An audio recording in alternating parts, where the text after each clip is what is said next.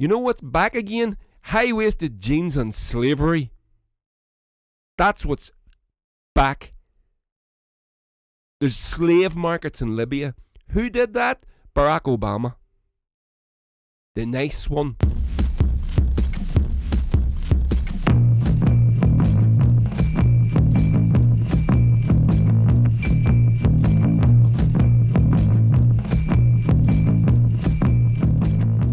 Hey everybody, and welcome to the podcast. I hope you're well. It's Friday, the 31st of July, 2020. Year from fucking hell. And thanks for all the little mentions and tweets and messages that I've been getting. It's been really nice. As I said in last week's podcast, it's kind of cool that when you send me messages or let me know what you think, you don't have to agree with me. It's fine. Just keep it civil. That's all. And you have, and it's been great. I've liked it. I've liked that a lot. So as I said before, I kind of sitting here in my little studio. Sometimes you feel like you might be sitting, or screaming into the void. But when you send me messages, obviously that's not the case, and you appreciate the subjects that I'm bringing up because they're not typical. I don't think, certainly not here in Ireland. So there's that. Right, on with the thing. If you remember from last week, I wanted to a little update. I got an update on my. A lot of you are asking about my solo album, so I got a little update. I expect to have a release date soon, so it's all confirmed. It's going to be going out on, I think either Blues for the Red Sun or Vestergaard Records out of, and it's going to be distributed in Europe and whatever. And then in the UK and pretty much the rest of the world, it's going to be out on Motor Sounds Records. And you should be able to pick up a copy of that. If you ask for it, it's not going to be a massive release. I don't really want to do that. And I'm actually thinking about holding it back from streaming services and just doing vinyl for a few months anyway, maybe the first 6 months of the first year. Because this album's a bit of an art project for me, and so it's important to me that you experience it the way I intend to give it to you, to present it to you. So I'm going to make a lovely booklet and everything for it. I'm going to make all that myself, and screen print everything. Oh, just fix my chair. So anyway, there we go. Enough of that. Yeah, and if you want to hear a song from it, go onto my YouTube channel. There's a video for a song called An Analog a Treatise on Violence. It's on it. I'll have a link underneath. So, anyway, what did we talk about last week? The NHS thing, right? It's my thinking that the NHS is sold. It's going as a part of this trade deal between the UK and the US post Brexit.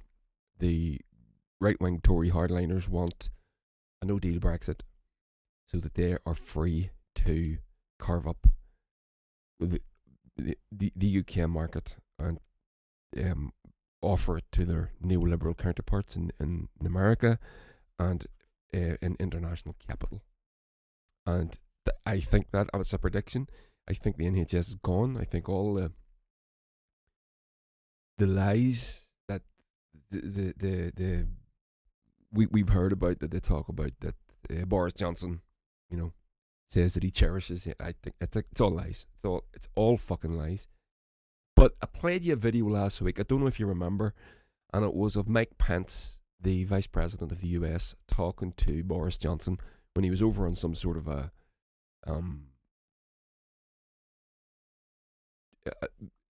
it was a little reassurance exercise after President Trump had sort of put his foot in his mouth, as he is prone to do, when he said that everything is on the table for a UK-US trade deal, including the NHS, which, if you're from the UK or you know anything about the UK, you don't say that.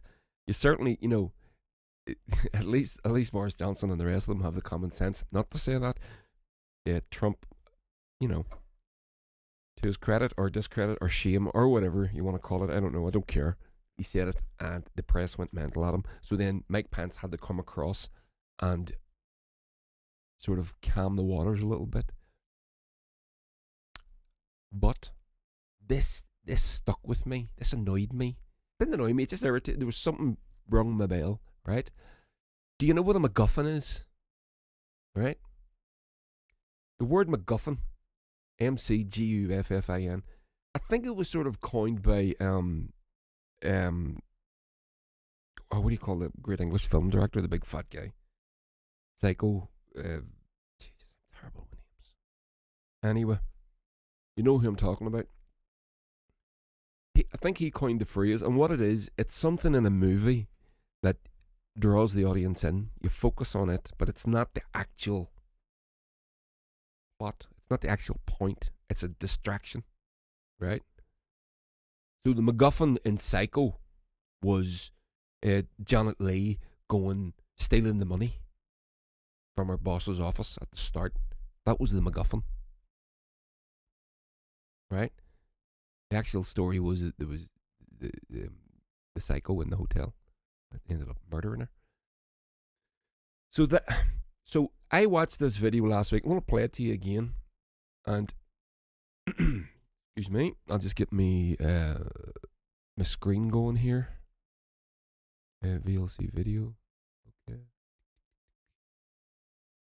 And well, he told me this morning. He said, you tell my friend. Okay, so now just going to make sure this is up on screen. I've got 4 or 5 things. I'll open the here ones. There we go. It's all good. So what this is, it got me thinking. Johnson says something at the end of this video. Now I played this video to you last week, if you remember, but I'm going to play it to you again. It's only a short thing. It's like a minute long, right? And he says something right at the end. Why did he say that? Prime Minister Boris Johnson, that we're ready to go to work on that free trade agreement just as soon as you're ready.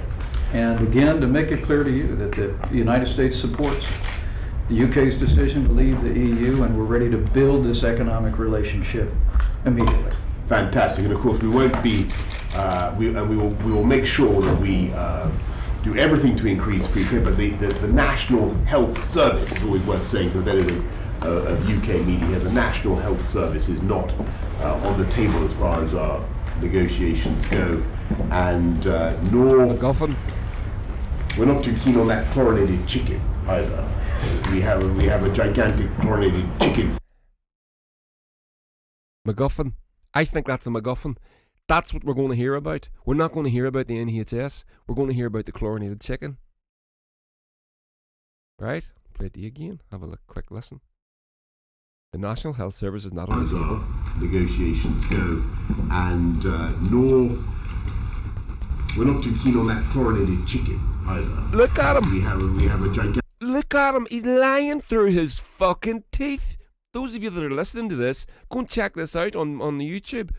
Watch him. Watch his body language. Watch. And nor lying. We're not too keen on that chlorinated chicken either. Fucking lying through his goddamn teeth. That's a MacGuffin. The headline is not the NHS. The headline is the chlorinated chicken, and they will go with this chlorinated chicken thing hard. You watch, and they will. They will fight to not have chlorinated chicken. We're going to get fucking chlorinated chicken anyway. But that's what the MacGuffin is. I remember what the woman said on the from the doctor lady from the video last week.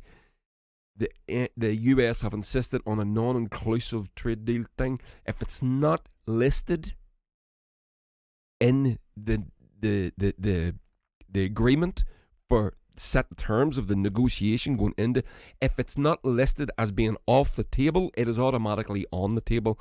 The Tory government last week knocked down a vote in the House of Commons which was brought forward by the Green Party and the Green Party and the Labour Party, and they were insisting that the NHS is protected from these negotiations, and the Tories defeated it. Now, why would they defeat it if it's not on the fucking table? Why would they defeat it? You don't need to be Columbo here to figure this shit out. This is obvious. They're lying to you, and that is the biggest fucking liar of all. Watch, I'll play it to you one more time. Watch his body line. Don't you fucking tell me this man isn't lying. Watch. One more. And no, we're not too keen on that chlorinated chicken either. Lying We have motherfucker. That's exactly what's going to happen. You mark my words. They're going to push the chlorinated chicken thing. It's a MacGuffin. Word of the day, children. MacGuffin. Right? So that's an update from last week. Keep an eye on that one. When you hear that, when you see these things when it comes down to brass tacks, that vote still has to go through the House of Lords. I don't know what's going to go on there. I don't know if it's going to pass or not. I mean, it's a British establishment, so who knows? They've been trying to kill the NHS since it started the fucking thing. So we'll see. We'll see. So to the main the main thing of today's the main topic on today's podcast. Oh yeah, like, share, subscribe, everybody, will you? And if you're listening to this, head over to the YouTube channel, give us a wee subscribe. I like that. I want to build that up. I'm going to start cutting these videos up into smaller sections as well, because although I like to watch hour-long videos on a particular subject, apparently that's not what other people like to do. They like it a bit shorter. So I'm going to start doing that.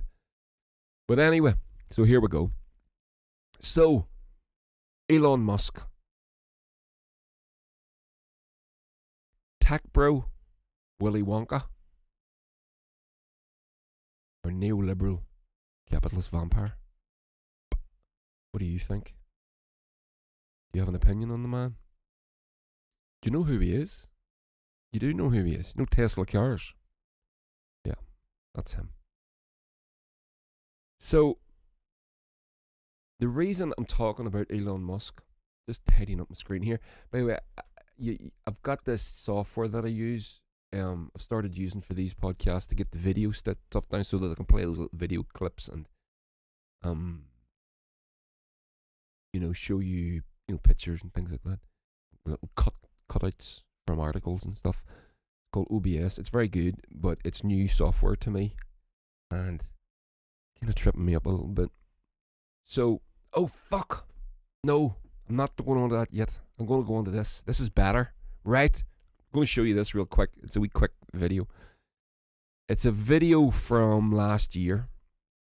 It was done by Joe.co.uk or .ie, and it was the true cost of US healthcare shocks the British public. And it's a guy basically goes into the street and says, "Do you know how much it costs for this in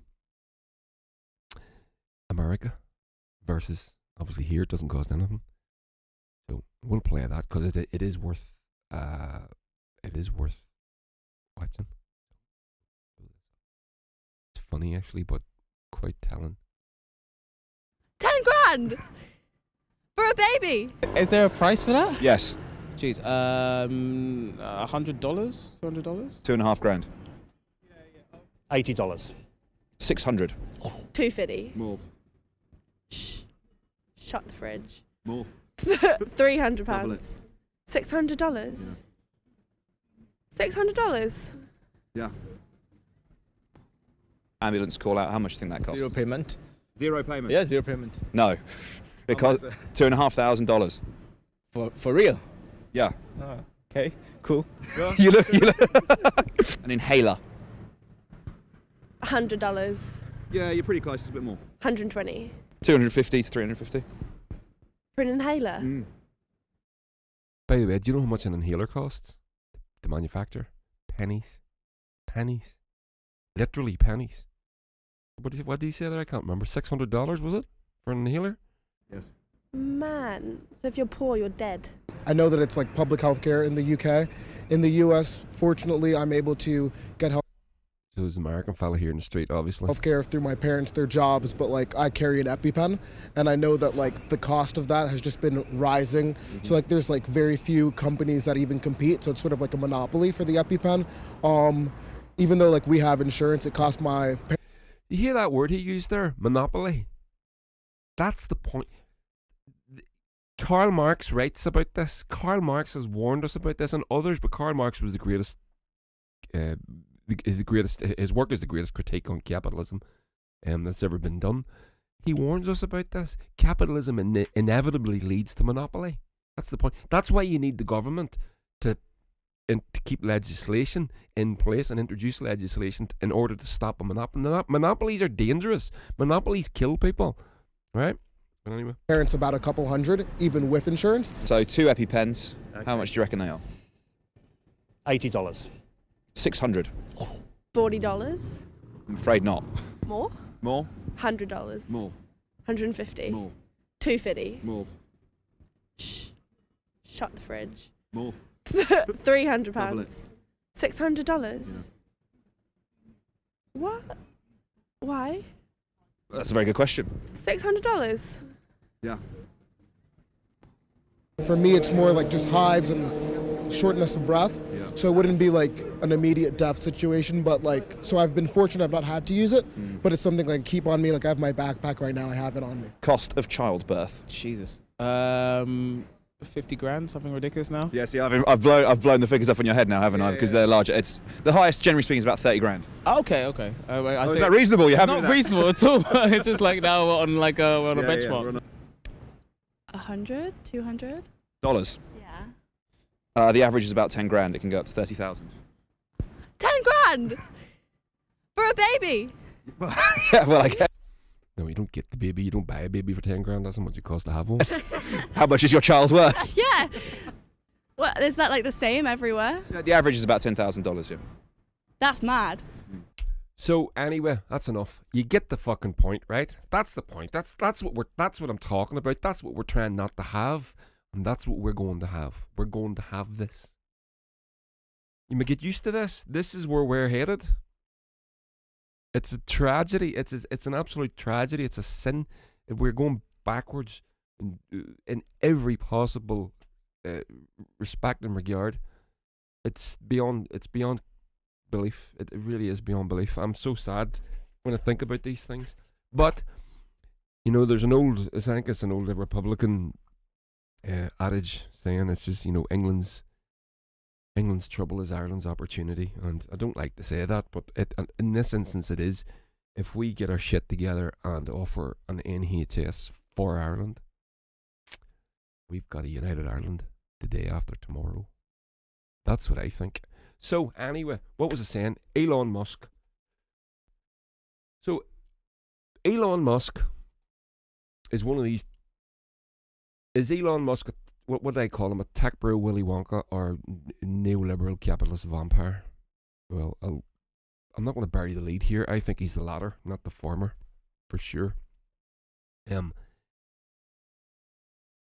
Musk runs the Tesla car plant thing. They're doing that SpaceX. Remember the SpaceX? So during when we were locked down there, you could see the satellites going over. That was him. He's a billionaire. He started PayPal. That's where he got his wealth from, I believe. And then he sold it off. And now he does mostly just Tesla. In the interests of being open and honest, I don't think there should be anything even close to a billionaire. I don't think there should be anything even close to 100 millionaire. That's my opinion. You may disagree with me. That's fine. But that's what I think. And I believe that the very fact that there is a billionaire is not only wrong and immoral, I think it's dangerous. I think it's bad for society. Excuse me. He knows there. I think it's bad for society. I think it's a bad thing. I don't think a millionaire or billionaire, someone having that much wealth, you know, it's not conducive to, you know, and at the end of the day, that is the wealth. Again, we're going to mention Karl Marx for the second time in a few minutes, but when you understand the division of labour and the exploitation of labour, etc., when you understand how that works, as Marx and others explain, you understand that no one earns that money. No one can earn $1 billion. It's extracted from other people's labour. So there's that. So the other day, Elon Musk billionaire, he tweeted out that the American government shouldn't be doing any more stimulus packages over the COVID thing, right? So the American government have enacted 4, I think, called stimulus packages to help America, the economy, and the people get through this COVID crisis. Except they haven't helped the people. They haven't done anything. They got a one-off check one time, and that was it. For 40 million people in America now unemployed, excuse me, 60% of all commercial rents haven't been paid for the months of April and May, or May and June. 50% of all domestic rents haven't been paid, and mortgages haven't been paid for the months of May and June. So what we're looking at in America is a massive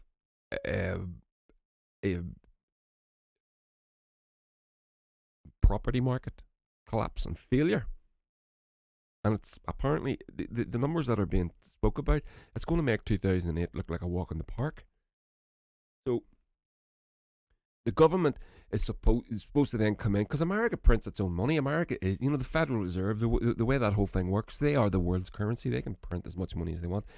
The government was supposed to come in, offer people a UBI, universal basic income, get them to go into lockdown, a moratorium on rents and mortgages. They can afford to do it.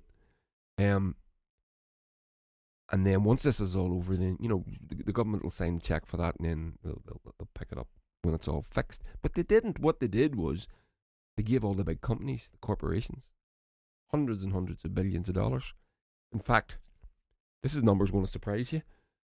It's $5 trillion the American government has signed off in the past few months, and the vast majority of it, by like 80-90%, has gone to corporations that are already wealthy. Okay? So people are now getting desperate, and it's, even the usual suspects that wouldn't, they literally wouldn't step over or they wouldn't get out of the way, they wouldn't help a poor person up off the ground if they fell over in front of them, or even they're starting to notice, they're starting to say, listen, this is really fucking bad. There needs to be some sort of stimulus goes to the people. So Elon Musk tweeted out that he doesn't think that that's a good idea. Now, this is a man who has received many billions in government aid. In 2009, in fact, the Tesla Corporation needed money to roll out its car. When the Tesla Corporation, whenever Tesla started, they were making like $100,000 sports cars, but they wanted to make something cheaper, a sedan, that the normal person would buy. So they had it all ready to go. Then the 2008 collapse happens. They don't have a fucking pot to piss in, so they basically go hand cap in hand to the government. The government give them a loan of $489 billion, which they paid back ahead of time, to their credit. But what they were able to do with that money was launch this new car, and they now employ something like 20,000 people. So that's kind of good. They went to the government. Who's the government? The people. So it's this old, the criticism. It's, oh yeah, okay, it's rugged capitalism for the poor and socialism for the rich. Now, I've said this before, that's not socialism, but we're not going to split hairs. So here's what the point of this article is, or the point of this story. So there's a picture on screen. I'll read it out to you. My name is Elon Musk. I'm CEO of Tesla. Our cars and batteries require a great deal of cheap lithium. Okay. Last year, a US-backed fascist coup took over the lithium-rich country of Bolivia, violently removing their first indigenous leader, Evo Morales. When asked about this on Twitter, I responded with, "We will coup whoever we want. Deal with it." Now, the circles that I run in, that is a shocker. That's a shocker. The arrogance that this man would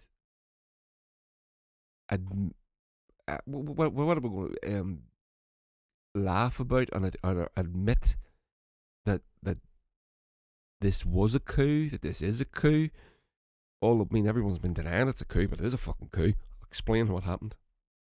So, now, here's the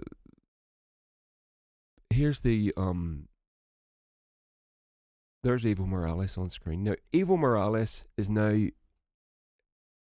in exile in Mexico. He wasn't killed. Now, this is what happened. Evo Morales is the 5 times elected president of Bolivia. Okay? Now, the Bolivian constitution, you're only supposed to be elected 4 times. He put it in front of the parliament, and the parliament agreed to allow him to run for a 5th time, a 5th occasion. They changed the constitution. Now, normally, Putin did that recently as well, I think. So, and in America, you're only allowed to run twice, and that comes from FDR, Franklin Delano Roosevelt. He would still be fucking president today. He's the guy that brought in the New Deal after the war and all that sort of stuff.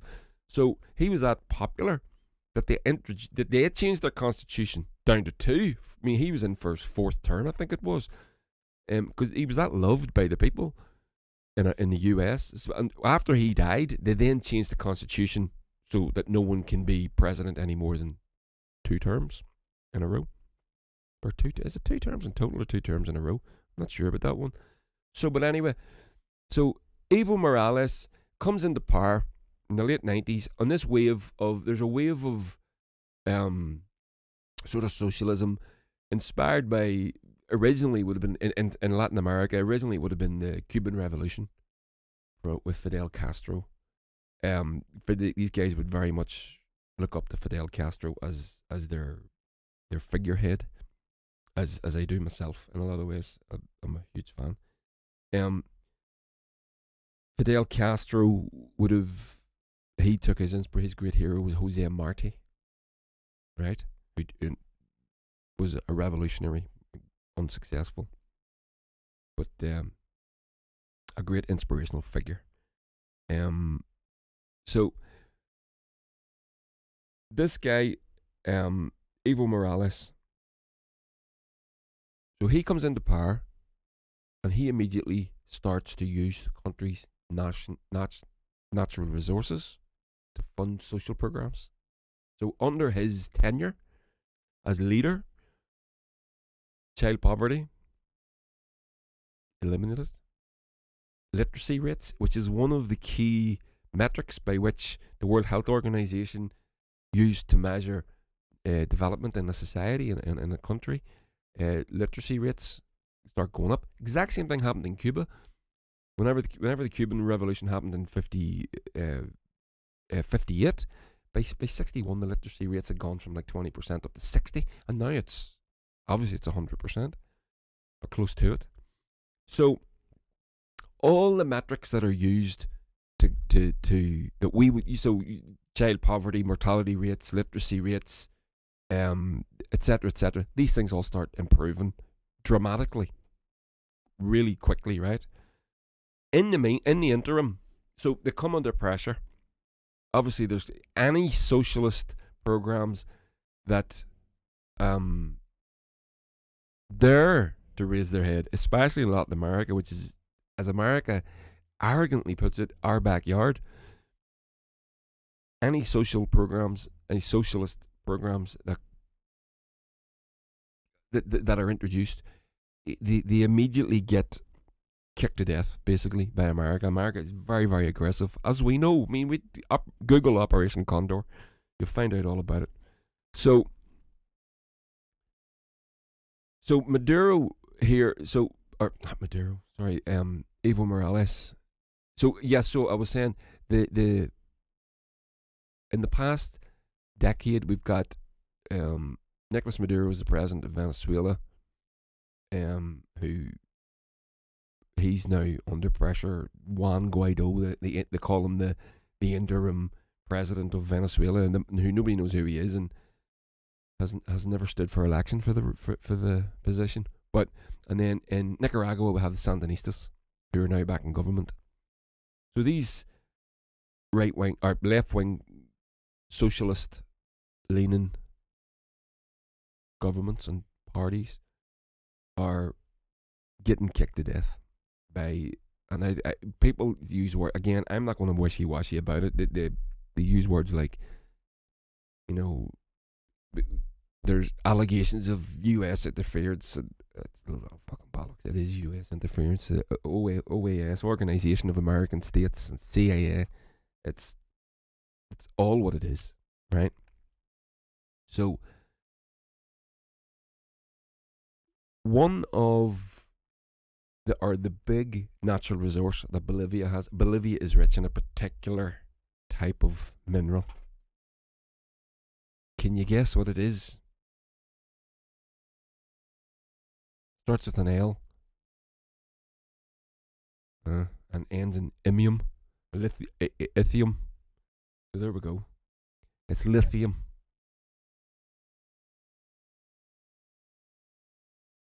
So Evo Morales is now in charge of this great resource that has become more and more and more important as we move into the new era of so-called green technologies, electric cars, etc., etc. Who's leading the way with that? Tesla, Elon Musk, etc. They need this stuff. And this is exactly what happened with Venezuela.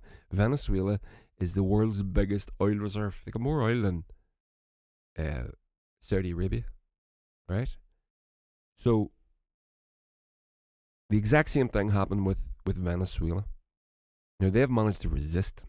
Thank God. The Koch brothers have an oil refinery in Texas that can only refine a particular type of heavy crude. Who has the heavy crude?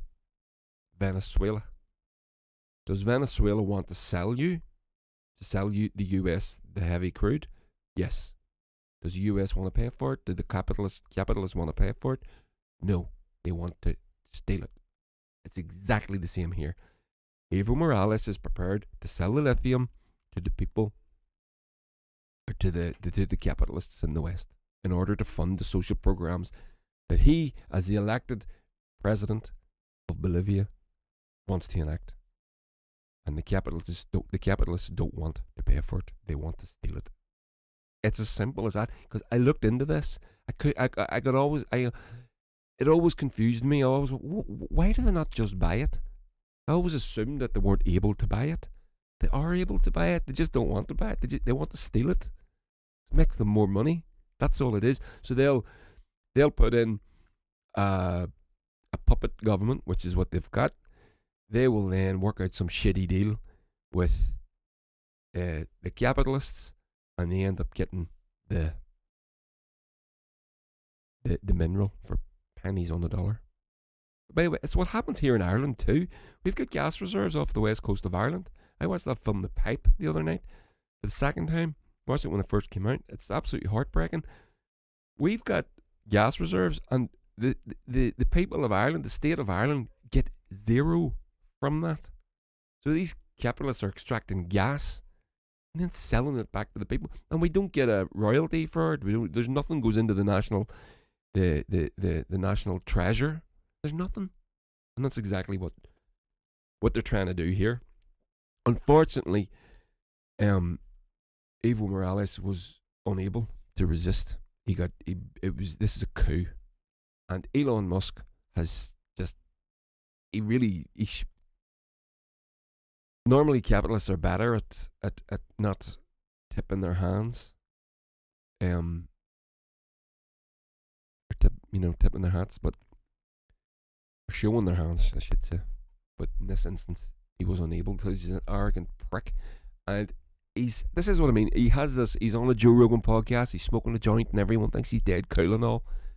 He's not. He's a fucking prick. This is from the Counterpunch. We will coup whoever we want. Elon Musk and the overthrow of democracy in Bolivia, and you got to understand that as well. Whether even and this is the thing. Whenever we talk about these subjects, right, we use we need to be careful because we end up using CIA talking points going into the thing. So what we say is, Evo Morales, he shouldn't have. I don't like what I don't like what they did to him down there, but he shouldn't have went for that 5th term. Don't say that. Don't say that. Or Syria Bashir al-Assad, whatever his name is. Yeah, no, I don't agree that we should invade the country or drop bombs, but he's a bad guy. Is he? How do you know? Who's telling you he's a bad guy? You're listening to the press in this country tell you, just repeat. They're stenographers. They don't investigate. I showed you a few weeks ago on another podcast a journalist sniffing a backpack that apparently was left in place at the scene of a fucking chemical weapons attack, and she goes and sniffs the fucking backpack. Remember that? So these people are not investigators. They're not investigative journalists. They're stenographers. They take literal establishment press releases and cut and paste them and drop them as articles. That's what they do. So whenever you say, oh, he's a bad guy, but we don't think we should go, don't say he's a bad, you don't know that he's a bad guy. Don't say that. Don't say those things. You're falling for their thing, because you start to play connect the dots then. With other people will go, well, he's a bad guy. I do think we should go in. You establish that narrative. Oh, he's a bad guy. Oh, I don't think he should have done this and we shouldn't. Someone else will then go, well, we shouldn't, maybe we should. That's the way this goes. You're just joining the dots for them to help them establish the narrative within that conversation, the national conversation that we should be having about these subjects. And you're just biting and helping them. Those evomorales changed the constitution legally. It went before Parliament, and then he goes in, runs another election, which have always been they're monitored by the UN. Never been a problem, right? So what they do, this is the mechanics of what they do. So they then take, and they've done this in Venezuela, and they've done it in Nicaragua, and they've done it, and now they've done it in Bolivia too, and this has worked. What they do, they take in Bolivia, the way the votes come in. So it's a very rural country, right? So they'll they as they count the results, they release the results, right? They release the results, so it can look like one side has gone off to a flying start really early, right? But then what happens is, as the results start coming in from the rural parts of the country, which is the vast majority of the country, that starts to, so the election can go from this to this overnight. Okay, one side can shoot away up as those results come in from the countryside. But what happens is, the Western press is then presented with this massive lead for Team A, right? And then they publish that. That's published, and then the next day or 2 days later, it's flipped. And then they say, this is evidence of election rigging, right? So that's what they do. You see what I mean? And that's what's happened here. Now, there's also a racist element to this as well, because, and it's the same it's the same in Venezuela. Evo Morales was the first indigenous leader of a nation in South America. He's, I don't know what the particular, the original South Americans, right? So he was the first one. Still is the only one. The people that have replaced him are Hispanic. So they're white Westerners. That's their lineage. So some of them have been over from the original conquests, way back in the 1500s. You don't know. But they're white people. Right? Latin people. Latin people. Originally from Spain and Portugal. And they're Christians. And they're Christian fundamentalists. They're Christian fascists. Real hard. The woman that is the interim president of Bolivia, Janine Anez, she is a right-wing Christian psychopath. And they have postponed. They said they were going to come in this coup that they said wasn't a coup. Now they're saying it was a coup, and they were going to bring in new elections. They didn't bring in the new elections. In fact, 3 times they have delayed the elections, right? With no sign of them happening. And now, even the usual suspects they're even starting to say, right, okay, guys, you just need to have these elections. But here we go. I'm going to play this video for you, and this is real quick. Over the weekend. So this is from last year. This is from the coup. Let me get that away. Make it a little bit bigger. Stay with me, people. Stay with me. There we go. Why that's really small. There we go. So this is from when this footage that you're watching is Evo Morales landing in Mexico. He's now in exile. The elected president of Bolivia. Bolivian President Evo Morales, Bolivia's first elected indigenous leader and a leftist, was ousted by his own military because of claims that his election that occurred 3 weeks ago was illegitimate, provided without evidence. So that's otherwise known as a military coup. So Morales, he wasn't killed on the spot, but it's still a coup, despite what the mainstream media would have you think. Bolivian President Evo Morales has resigned. Morales announced he was stepping down Sunday afternoon after the... Evo Morales has resigned. That's the narrative that goes in, that you hear in the press. You still hear that. He didn't resign. It was a coup. It was a coup d'etat. Right?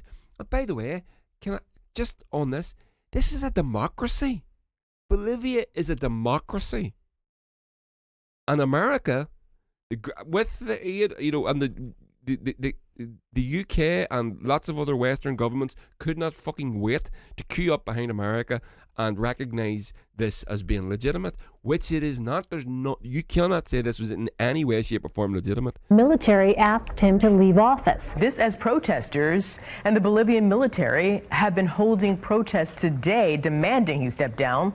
Morales' allies resigned amid a fierce backlash to a disputed election last month. But it wasn't a resignation, it was a coup. And when we're talking about a disputed election, where is that coming from? Who is pushing that talking point? Because once again, there is no evidence that has been provided of any fraud. It's just being said, and the lazy or purposely disingenuous media is regurgitating it. Morales' main opponent, former President Carlos Mesa, is vastly preferred by the Trump administration. Since Morales was elected in 2005, the U.S. government has been hostile and... Now, she's reading this out. This got even worse for her. I mean, this is like the day after it happened. The people that are in charge, Janine and Inez, they're psychopaths. So it's even worse than this guy, Carlos Mesa. Bolivia has not had ambassadorial relations with the United States since 2009. Morales is one of the last remaining members of a cohort of independent left presidents who have been opposed and in some cases removed with the help of the United States. Yeah, America has a pretty terrible record when it comes to removing leftist leaders and installing right-wing ones, specifically in South America and specifically during the Cold War. And unshockingly, there are rumblings that the Trump administration and or the CIA could have been behind this. By the way, I don't like the way they do that. But maybe it's because she's a journalist, and I'm not a fucking journalist, obviously. She has to present evidence, which none of the mainstream media have to present, but she has to. She's probably being a good journalist by saying rumblings that the CIA and the US administration are involved, but we don't know. There's no doubt about it. And the other thing as well, she says the Trump administration. Please, make no mistake about this. This has got fucking nothing to do with the Trump administration. If Hillary Clinton had won that election, this would have happened. If Hillary Clinton had won that election against Trump in 2016, we would have been at war in Syria. Barack Obama with Hillary Clinton have turned Libya into a fucking failed state. Now, again, this is It's one of these things, Gaddafi's, he's a bad guy, but I didn't like. Just don't say that. You don't know what he was. Maybe he was. I don't know. Maybe he wasn't. I don't know. The point is, it's not your fucking business and it's not mine. You know what's back again? High-waisted jeans and slavery. That's what's back.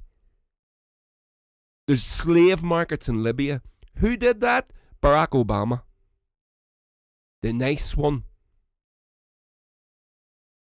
Slavery, open slave markets. So don't fall for it. Don't say, but he was a bad guy. It's bullshit.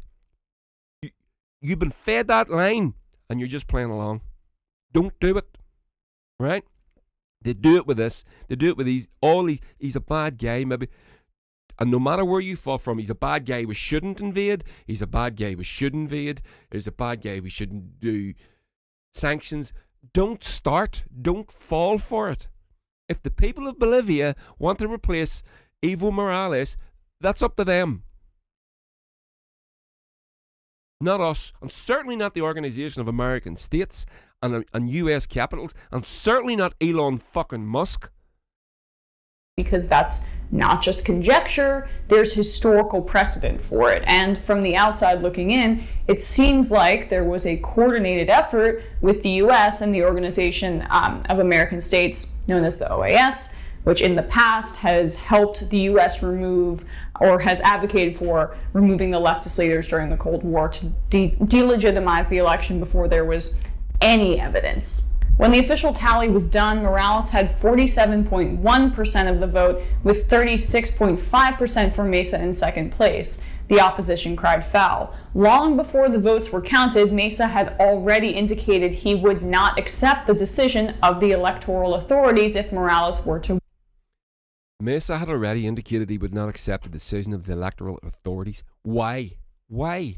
Because he knew that was going to swing. Because the rural votes take time to come in. You understand? So Mesa got off to a flying start, but he says, no, if this changes, I'm not accepting it. He knew it was going to change because that's what always happens. It takes days. Those first votes that are counted are from the cities, of which there's only a few. Right? To get all those votes in from the little villages and the hamlets and whatever, takes time. So he knew it was going to take time. What is more surprising and disturbing was the press statement from the OAS the day after the election. It expressed deep concern and surprise at the drastic and hard-to-explain change in the trend of the preliminary results after the closing of the polls. But it did not present any evidence for its questioning of the election results. Hours before.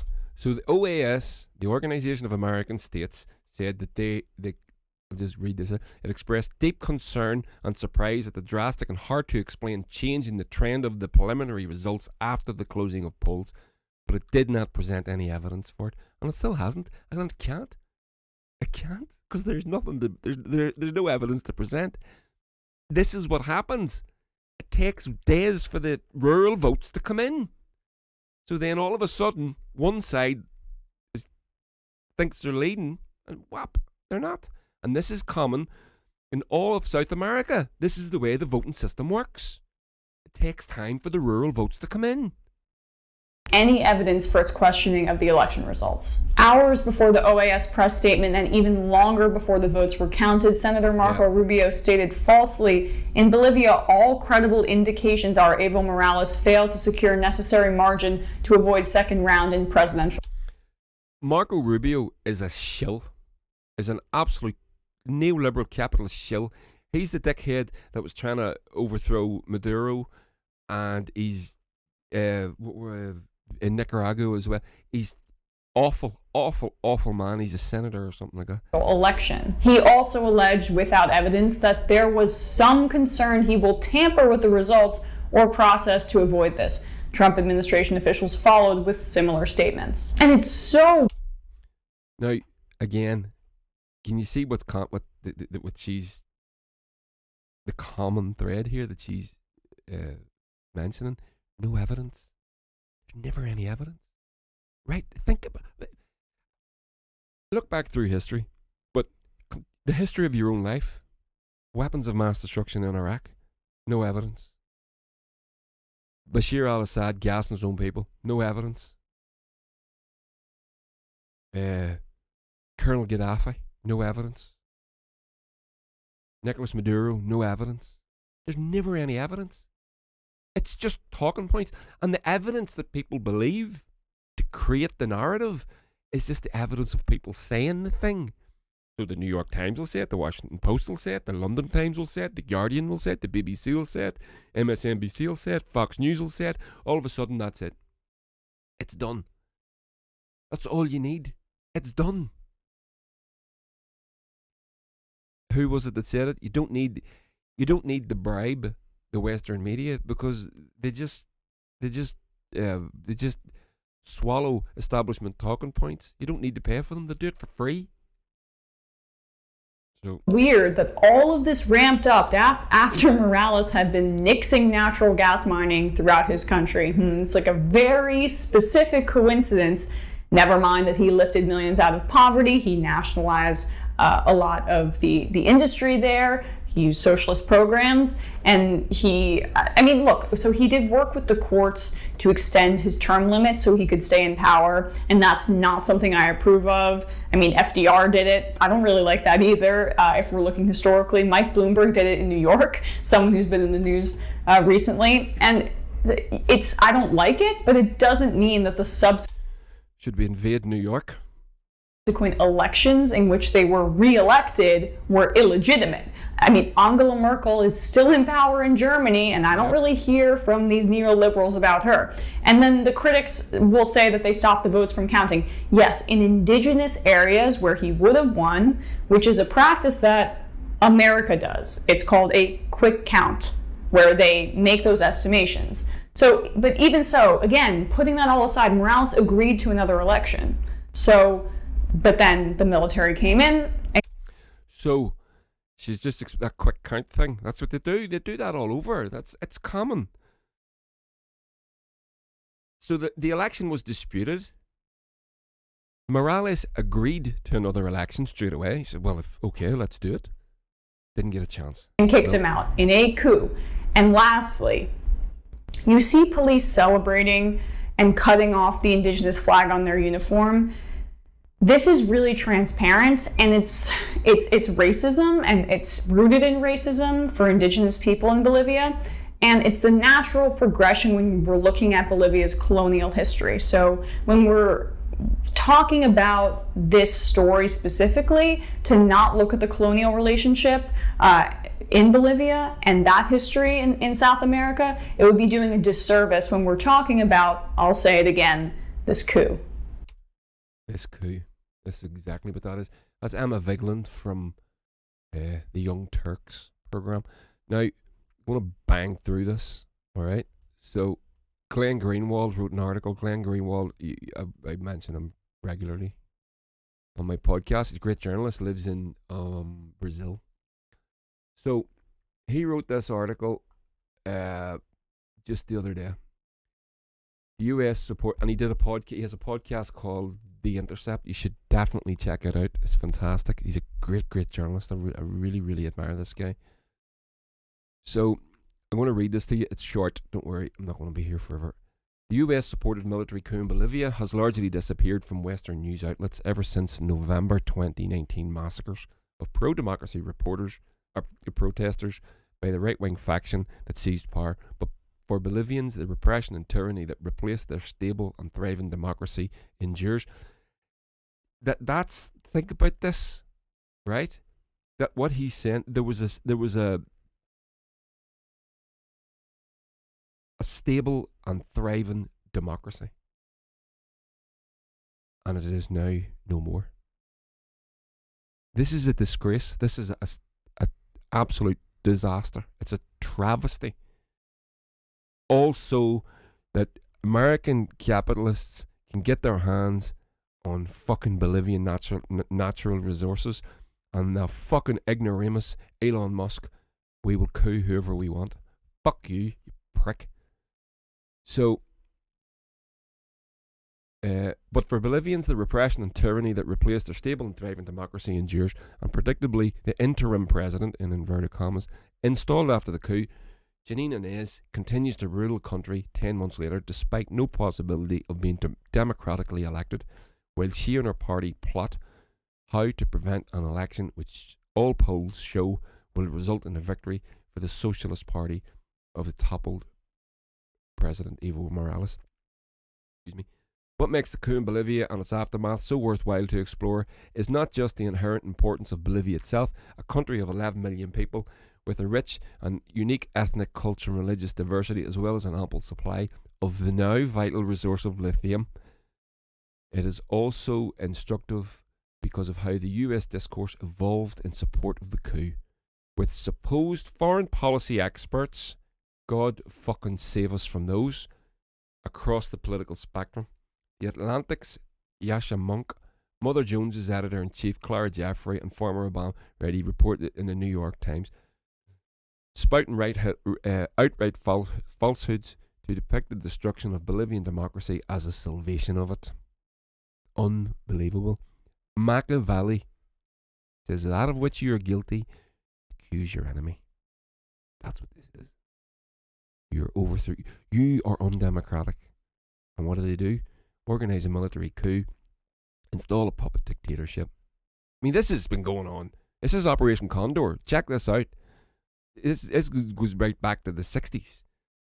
Pinochet and in Chile and Brazil and all. Right, okay. So since the coup of last October, many of the key claims used to justify the ousting of Morales, most particularly claims by the Organization of American States, the OAS, CIA cover body, that's what it is, that the election resulting in Morales' victory was fraudulent, have been proven to have been lies. Not yet a single one of the foreign policy experts or media outlets have acknowledged their errors or even addressed the subsequent revelations, because they know that there are never any consequences for journalists and analysts as long as they remain subservient to the US government agenda. While the New York Times reported on the studies proving the OAS claims to be baseless, they never acknowledged their own reporting and editorializing treated those claims as true. That's boom. Create the narrative, drop it into, and these people will just stenographers. They will take your CIA establishment press release, cut it up, and editorialize it, and print it as fact. And enough people do it, enough people think it's fact. This was a coup. This was a coup d'etat 9 months ago. That's all this was. A sovereign country was coup d'etat in order to provide not just Elon Musk, but the likes of him with the natural resources of a sovereign state. This is fucking disgusting.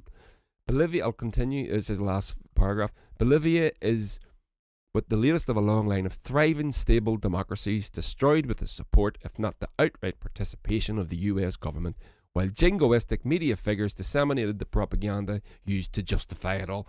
Is this ringing a bell for you? Because I'm going off in my head all over the place here. And the suffering, violence, repression, and tyranny left in its wake are then simply ignored by those who helped bring it about. Now, what is it that and then there's the, so this is from, there we go, get rid of that. So this is a recent article by the New York Times. I'll continue my thought in a second. So where the hell is it? Boom, boom, boom. No. Oh, there it is. Oh no, it's not. No, but anyway, doesn't matter. So the New York Times recently published an article just the other day saying that OAS, the figures weren't right. 9 months too late. Right? And this is how they get out of it. I have this saying, you can lie, cheat, steal, and even kill, so long as you do it at the behest of the establishment. And if you get caught, don't tout, and you will only ever get promoted at worst sideways, usually upwards. And this is the truth. This is what you're dealing with. Now, when you think of what we're talking about the overthrow of a stable democracy that was, the Evo Morales was shutting down the natural gas fields because they were very economically or environmentally destructive. And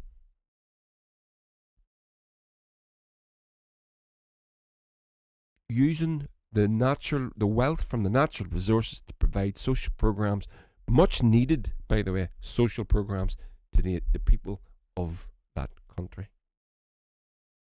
We will coup who we want.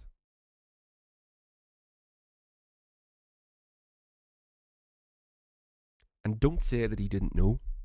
He doesn't know it. You think Elon Musk, tech bro billionaire and pioneer of the electric car, doesn't know that Bolivia is sitting on top of some of the world's biggest lithium deposits? Of course he fucking does. What he said was disgusting, and it's not. I read in a couple of websites that are sympathetic to Elon Musk saying, "Oh, it was just a joke." Fuck you. If it was a joke, it was a disgusting joke. I don't think it was a joke. I don't think it was a joke. I think he and people like him know exactly, they're involved in all of this. And meanwhile, then he's calling for people not to be given the bailout. Back to that again. So the bailout that all the corporations got, he's calling for the people not to get something similar, to stop them going bankrupt or being made homeless, because it's going to happen. There's going to be a massive wave of evictions in America. It's coming up real soon, by the way. It's happening. And the American government has just basically, they're absent at the wheel. The car is just falling off a cliff. I don't know what that means. I don't think it's going to be good for any of us, even us non-Americans. But anyway, there we go. So, I'm not going to do my record recommends, because this is, I'm up to an hour with this, and I don't really want to be going as long as an hour. I'd like to go a bit shorter. But anyway, so there we go. What do you think of that? You're now hopefully one wiser on the situation with Evo Morales and the people of Bolivia. I stand with in solidarity with them, and